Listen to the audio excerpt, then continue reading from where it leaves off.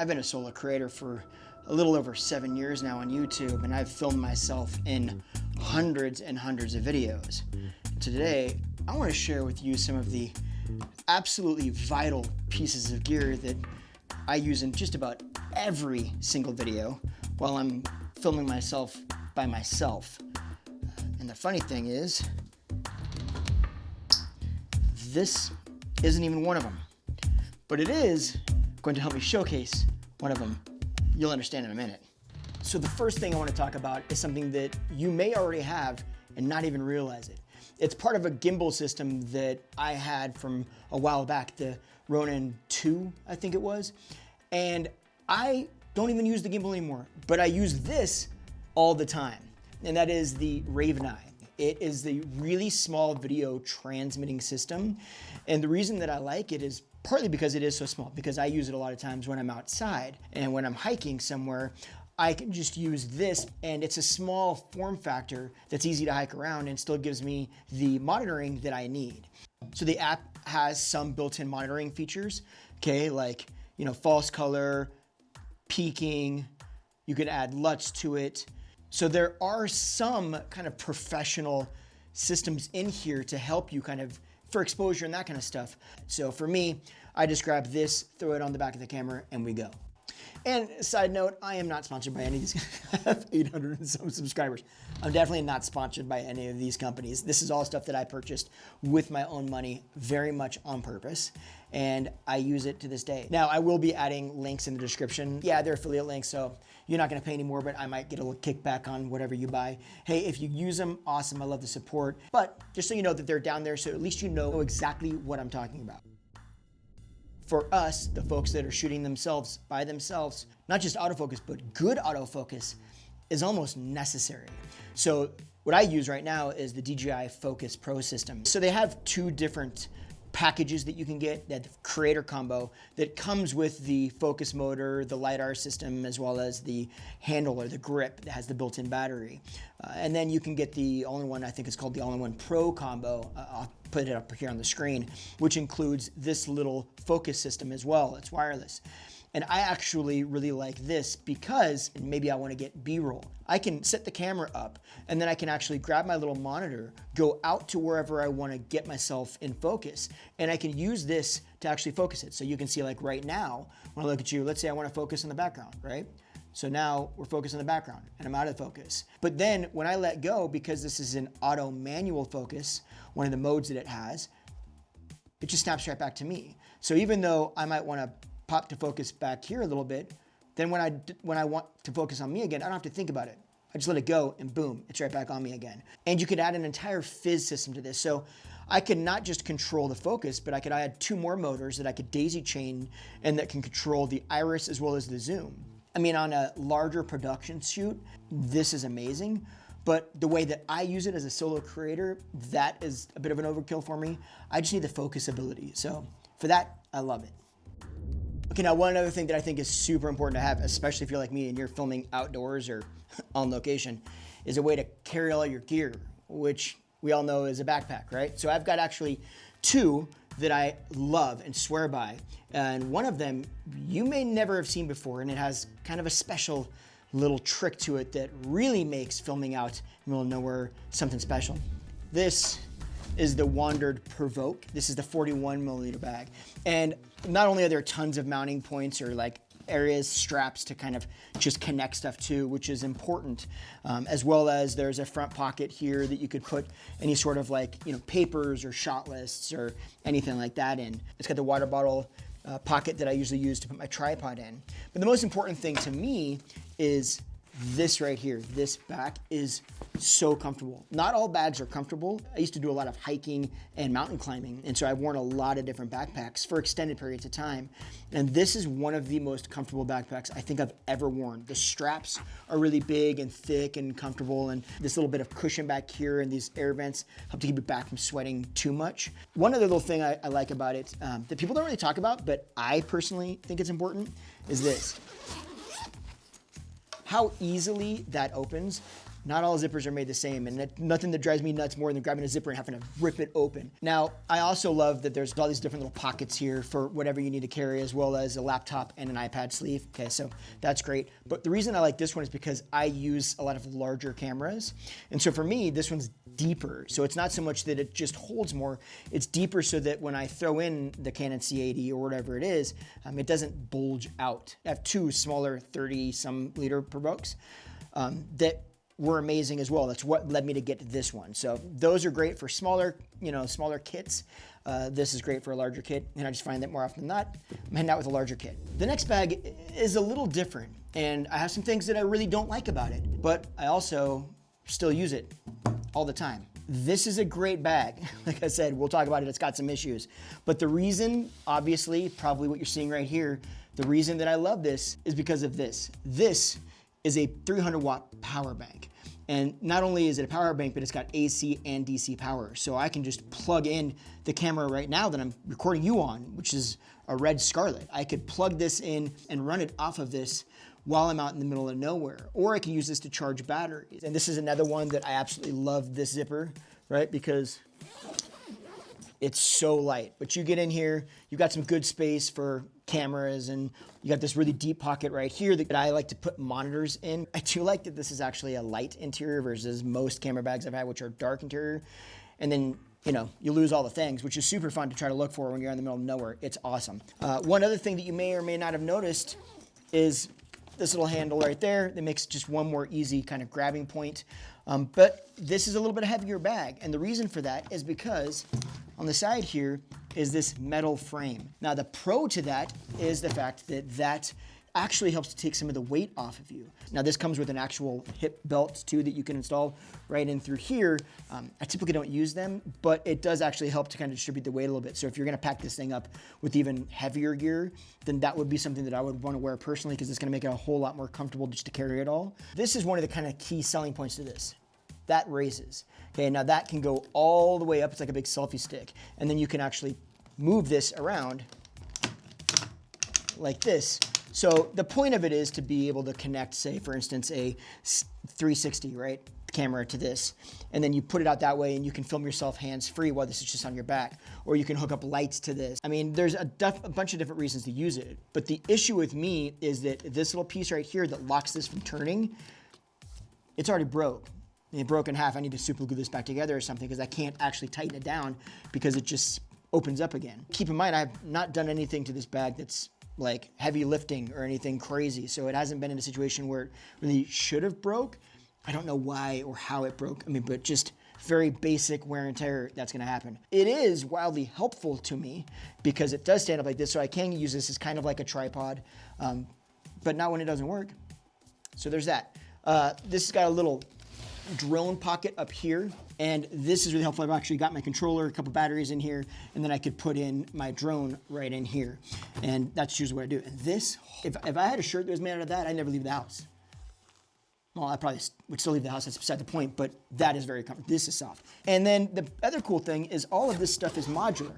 So this comes off, this battery pack can come out, and then you can actually add another accessory in here that's another bag if you don't want the battery pack and you just want a lighter bag, but you do want some extra storage area. Now, I always use the battery because that's why I have this bag, but it is nice to be able to kind of tear things down and then put back together what you need.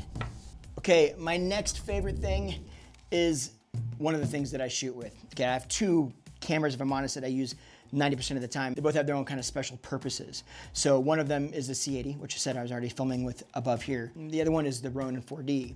Now the question might be, well, why would you use a Ronin 4D if you're just a solo creator? Like, I'm not taking this out and filming movies or something like that. I'm using it to film myself. And that would be my answer. That's exactly why I use the Ronin 4D. When I need shots that look like there's somebody else filming me, but there never is, then that's when this actually comes in perfectly. Not only does it have the gimbal that can stabilize everything, as well as it can track me and follow me, which you may be saying, yeah, that's awesome, but also the Osmo Pocket 3 does that, or you can get even the DJI Ronin gimbals to do that. Why would you waste extra money on this? Well, that's a good point, that's valid.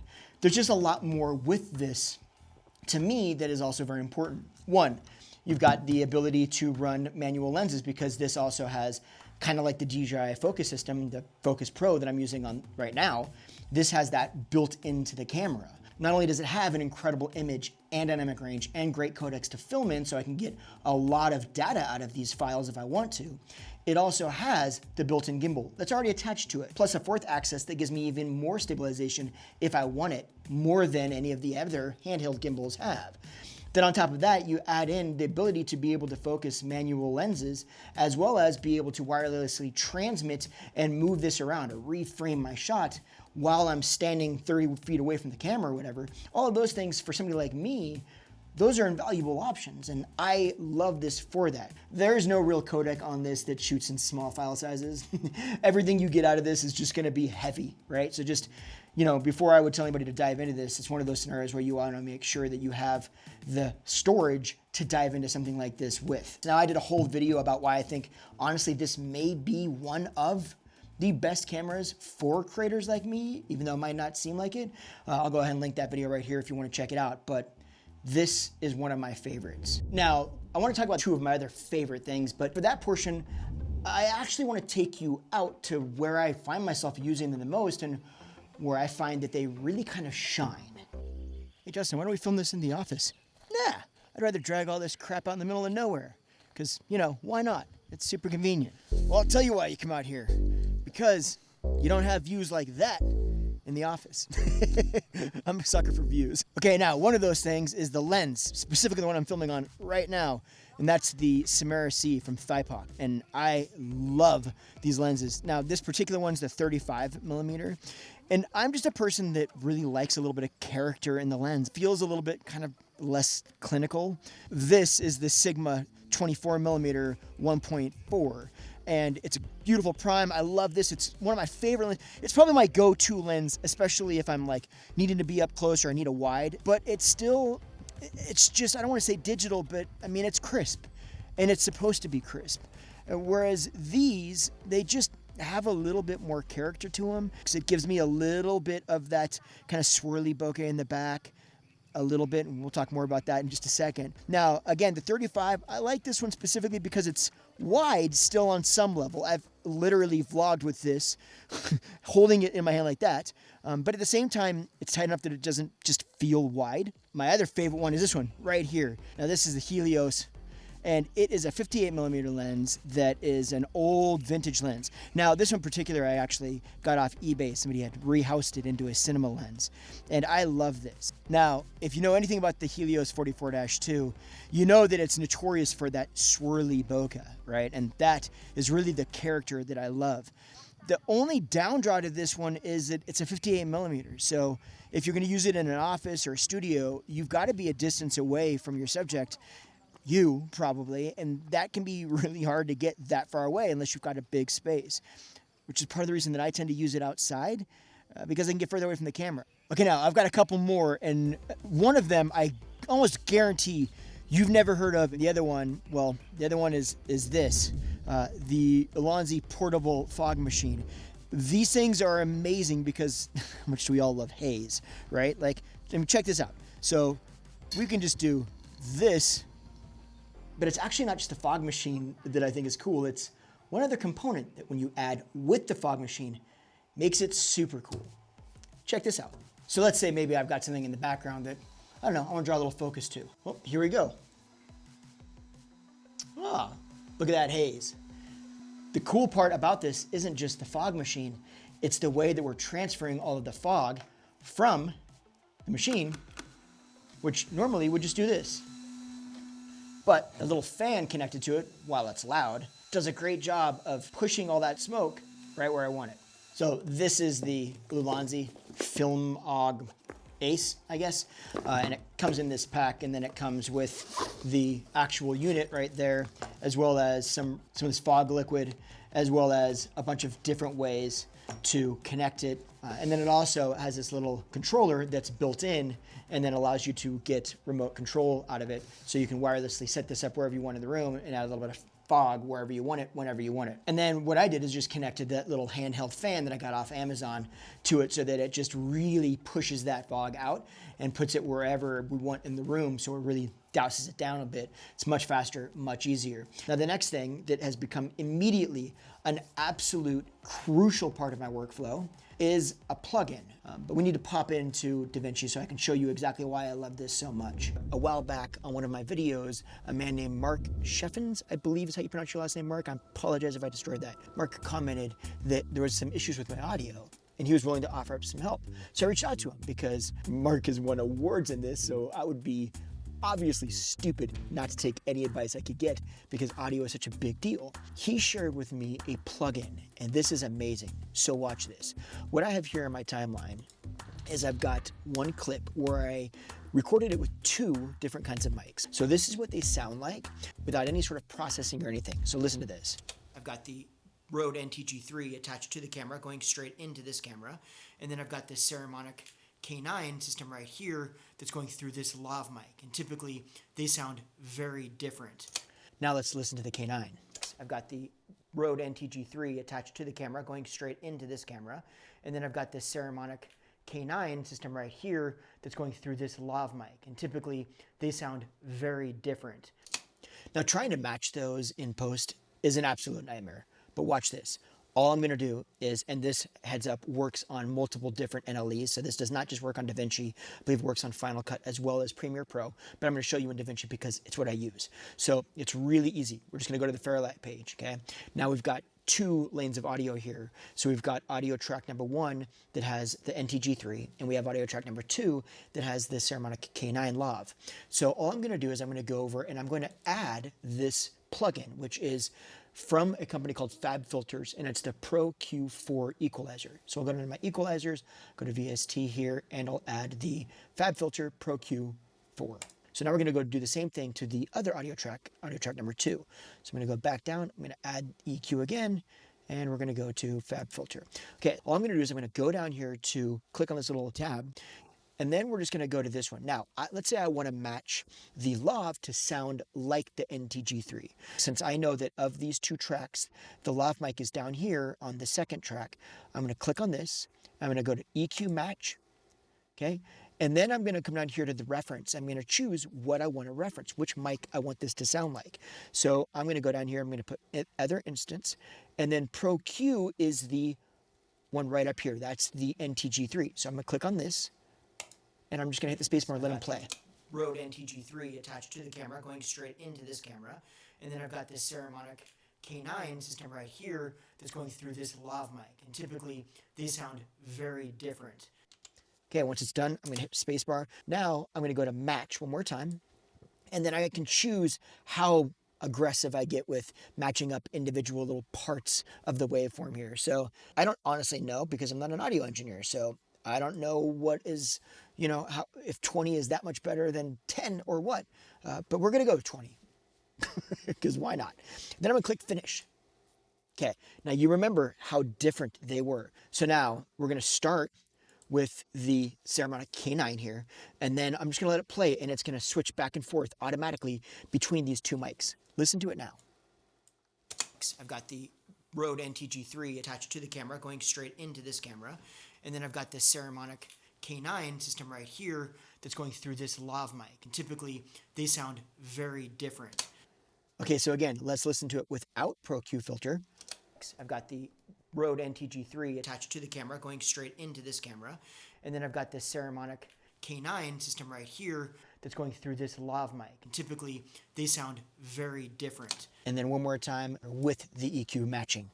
I've got the Rode NTG3 attached to the camera going straight into this camera, and then I've got this Saramonic K9 system right here that's going through this lav mic, and typically they sound very different. They sound exactly the same. I mean, I'm not an audio engineer, so I'm sure, somebody that's hyper into this stuff, Mark, you could probably hear the difference between this. But to 99% of people that are watching this content, you're not going to be able to hear the difference between those two mics. That's ridiculous. And it was as easy as a couple of clicks, done. It's still all hazy back there. Looks like the damn place is on fire. A little too much haze maybe, but fair enough. Either way, those are things that I find absolutely crucial to my workflow. I hope maybe one of them sparked an idea for you, or if you do like them, don't forget there'll be links in the description where you can find it. Well, hey, I appreciate you hanging out, and if you like this video, go check out this one. I'll see you over there.